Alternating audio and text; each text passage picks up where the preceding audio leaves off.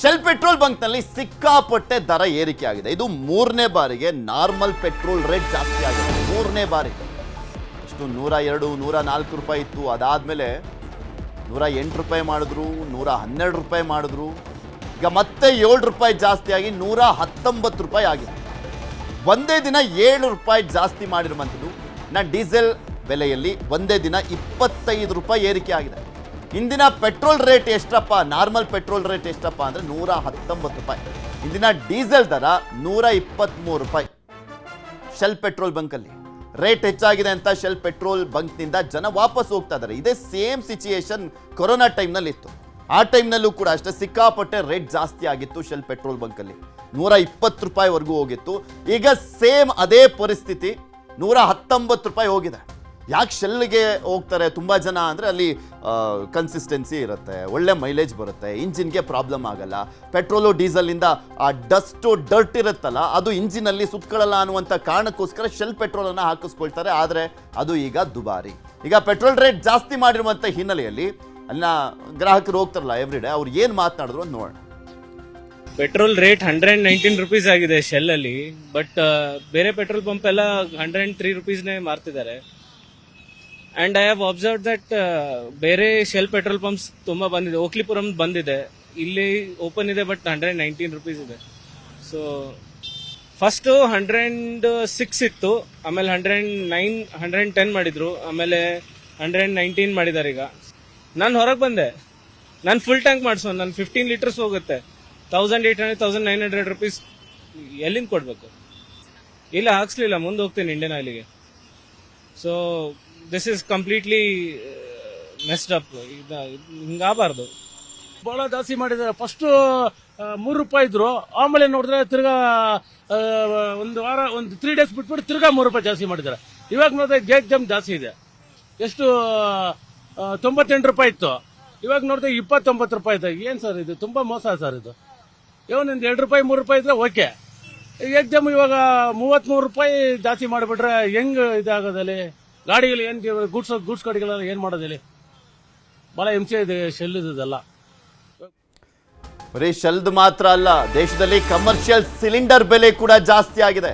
ಭಾರಿ ಏರಿಕೆ ಆಗಿರುವಂಥದ್ದು. 19 kg ಸಿಲಿಂಡರ್ ಬೆಲೆ 195 ರೂಪಾಯಿ ಜಾಸ್ತಿ ಮಾಡಲಾಗಿದೆ. ಈ ಮುಂಚೆ 100 ರೂಪಾಯಿಗೂ ಹೆಚ್ಚಿನ ದರ ಜಾಸ್ತಿ ಮಾಡಿದ್ರು. ಈಗ ಮತ್ತೆ 195 ರೂಪಾಯಿ ಜಾಸ್ತಿ ಮಾಡಿದ್ದಾರೆ. ಕಮರ್ಷಿಯಲ್ ಸಿಲಿಂಡರ್ ಬೆಲೆ ಈಗ 2000 ರೂಪಾಯಿ ದಾಟಿದೆ. 2078 ರೂಪಾಯಿ. ಈಗ ಮಾರ್ಚ್ 1ಕ್ಕೆ 114 ರೂಪಾಯಿ ಏರಿಕೆ ಮಾಡಲಾಗಿತ್ತು. ಈಗ 195 ರೂಪಾಯಿ. ಜಸ್ಟ್ ಒಂದು ತಿಂಗಳ ಅಂತರದಲ್ಲೇ ನೋಡಿ ಎಷ್ಟು ಜಾಸ್ತಿ ಆಗಿದೆ ಅಂತ. ಈಗ 2000 ರೂಪಾಯಿ ಗಡಿ ದಾಟಿರುವಂಥದ್ದು. 2000 ರೂಪಾಯಿ ಕೊಟ್ಟು ಈಗ ಕಮರ್ಷಿಯಲ್ ಗ್ಯಾಸ್ ಸಿಲಿಂಡರನ್ನು ತಗೊಳ್ಕೊಳ್ಬೇಕಾಗಿದೆ. 195 ರೂಪಾಯಿ ಜಾಸ್ತಿ ಆಗುವ ಮುಖಾಂತರ ಹತ್ತತ್ರ 300 ರೂಪಾಯಿಗೂ ಜಾಸ್ತಿ ಒಂದು ತಿಂಗಳಲ್ಲಿ ಜಾಸ್ತಿ ಆಗಿದೆ ಕಮರ್ಷಿಯಲ್ ಸಿಲಿಂಡರ್ ರೇಟು. ಗೃಹ ಬಳಕೆಯ ಸಿಲಿಂಡರ್ ರೇಟ್ ಅಲ್ಲ. ಇದೀಗ ಯುದ್ಧದ ಎಫೆಕ್ಟ್ನಿಂದ ಕಮರ್ಷಿಯಲ್ ಸಿಲಿಂಡರ್ ಬೆಲೆ ಏರಿಕೆ ಆಗಿರುವಂತಹ ಹಿನ್ನೆಲೆಯಲ್ಲಿ ಸಾಕಷ್ಟು ಜನ ಆಕ್ರೋಶ ವ್ಯಕ್ತಪಡಿಸ್ತಾ ಇದ್ದಾರೆ. ಇದ್ರ ಬಗ್ಗೆ ಇನ್ನಷ್ಟು ಮಾಹಿತಿಯನ್ನು ಪಡ್ಕೊಳ್ತಾ ಹೋಗೋಣ. ನಮ್ಮ ಪ್ರತಿನಿಧಿ ಪ್ರಗತಿ ನಮ್ಮ ಜೊತೆ ನೇರ ಸಂಪರ್ಕದಲ್ಲಿ ಜಾಯ್ನ್ ಆಗಿದ್ದಾರೆ. ಪ್ರಗತಿ, 115 ರೂಪಾಯಿ ಜಾಸ್ತಿ ಆದಂಥ ಸಂದರ್ಭದಲ್ಲೇ ಹಿಂಗೆಲ್ಲ ಮಾಡಿಬಿಟ್ರೆ ಹೆಂಗೆ? ನಾವು ಕೂಡ ಹೋಟೆಲ್ ಉದ್ಯಮ ಸೇರಿದಂತೆ ಕಮರ್ಷಿಯಲ್ ಸಿಲಿಂಡರ್ ಡಿಪೆಂಡೆನ್ಸಿ ಇರುವಂಥವರು ಸಾಕಷ್ಟು ಅಸಮಾಧಾನ ವ್ಯಕ್ತಪಡಿಸಿದ್ರು. ಈಗ ಹತ್ತತ್ರ 195 ರೂಪಾಯಿ ಜಾಸ್ತಿ ಮಾಡಿದ್ದಾರೆ. ಜಸ್ಟ್ ಒಂದೇ ತಿಂಗಳಲ್ಲಿ 300 ರೂಪಾಯಿಗೂ ಜಾಸ್ತಿ ಆಗಿರೋದು ಎಷ್ಟು ಮಟ್ಟಿಗೆ ಹೊರೆ ಬೀಳ್ತಾ ಇದೆ, ಹೊಡೆತ ಕೊಡ್ತಾ ಇದೆ ಅಂತ? ಹೋಟೆಲ್ ಉದ್ಯಮದವರಿಗೆ ಈಗಾಗಲೇ ಕಮರ್ಷಿಯಲ್ ಸಿಲಿಂಡರೇ ಸಿಗೋದಿಲ್ಲ ಅನ್ನುವಂತಹ ಪರಿಸ್ಥಿತಿ ಅನೇಕ ಕಡೆಯಲ್ಲಿ ಇರುವಂತದ್ದು. ಅಂದ್ರೆ ಸರ್ಕಾರದಿಂದ ಪೂರೈಕೆ ಆಗುವಂತಹ ಭರವಸೆ ಇದ್ರೂ ಕೂಡ ಅನೇಕ ಕಡೆಯಲ್ಲಿ ಬ್ಲಾಕ್ ಅಲ್ಲಿ ತೆಗೆದುಕೊಳ್ಳುವಂತಹ ಪರಿಸ್ಥಿತಿ ಇದೆ. ಸೊ ಇಂತಹ ಸಂದರ್ಭದಲ್ಲಿ ಒಂದೇ ತಿಂಗಳಲ್ಲಿ 2 ಸಲ ದರ ಏರಿಕೆಯ ಹೊರೆ ಅವ್ರ ಮೇಲೆ ಬಿದ್ದಿರುವಂತದ್ದು. ಹೋಟೆಲ್ ಉದ್ಯಮದವರು ಹೇಳ್ತಾ ಇದ್ದಾರೆ ಏನಪ್ಪಾ ಅಂತ ಹೇಳಿದ್ರೆ, ನಾವು ಕ್ಲೋಸ್ ಅಂತೂ ಮಾಡಕ್ಕಾಗಲ್ಲ, ನಮ್ದು ಅಗತ್ಯ ಸೇವೆ, ಬಟ್ ಇಂತಹ ಪರಿಸ್ಥಿತಿ ಬಂದ್ರೆ ನಷ್ಟದಿಂದ ನಷ್ಟಕ್ಕೆ ಸಿಲುಕೊಳ್ತೀವಿ ಅನ್ನುವಂತಹ ಮಾತನ್ನ ಹೇಳ್ತಾ ಇದ್ದಾರೆ. ಮತ್ತೆ ದರ ಏರಿಕೆ ಆಗಿದ್ರೂ ಕೂಡ ನಮ್ಗೆ ಸರಿಯಾಗಿ ಪೂರೈಕೆ ಮಾಡ್ತಾರಾ ಅಂದ್ರೆ ಅವರಿಗೆ ಎಷ್ಟು ಬೇಡಿಕೆ ಇದೆ, 100% ಬೇಡಿಕೆಯನ್ನು ಪೂರೈಕೆ ಮಾಡೋದಕ್ಕೆ ಸಾಧ್ಯ ಆಗುತ್ತಾ ಅಂತ ಕೇಳಿದ್ರೆ ಅದಕ್ಕೆ ಉತ್ತರ ಇಲ್ಲ ಅನ್ನುವಂಥದ್ದು ಬರ್ತದೆ. ಆದ್ರೆ ದರ ಮಾತ್ರ ಏರಿಕೆ ಮಾಡ್ತಾ ಇದ್ದಾರೆ.